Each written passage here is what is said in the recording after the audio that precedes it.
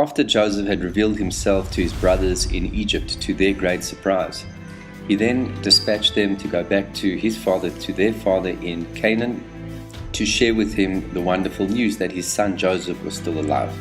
Well, the brothers arrive back. They tell Jacob, Od Yosef Chai, Joseph is still alive. Jacob is distrusting, he's uncertain, he's weary, and so only after hearing the entire story, Jacob cries out, Od Yosef Beni Chai, indeed Joseph, my son, is still alive. Our sages point out that he seems to use a superfluous word, Beni, my son. Od Yosef Beni Chai, Joseph, my son, is still alive, is superfluous, the word Beni, because it's obvious who Joseph is. That's the character that's featured in this whole story. So why use the term Beni, my son, when it's unnecessary? To digress and then come back, we are told that when the brothers came down to Egypt, they did not recognize Joseph, but Joseph recognized them. What does it mean? Well, simply put, Joseph had changed over 22 years, and therefore they did not recognize him. But that's on the external level.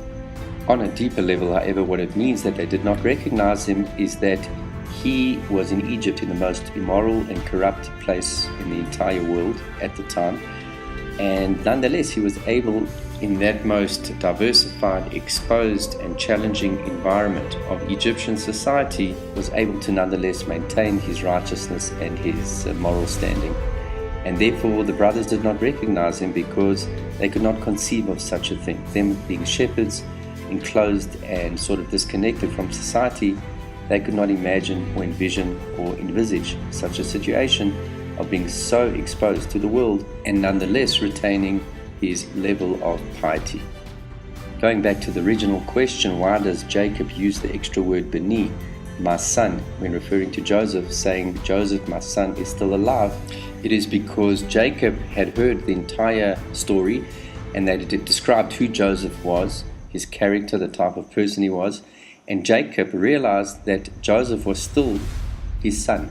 In other words, he had not departed or disconnected himself from his roots, his source, from Jacob, his father, and therefore uses the word, not only is Joseph alive, but Joseph, my son who I had left 22 years ago, is still my son, following in my footsteps in the pathway of Abraham, Isaac, and Jacob.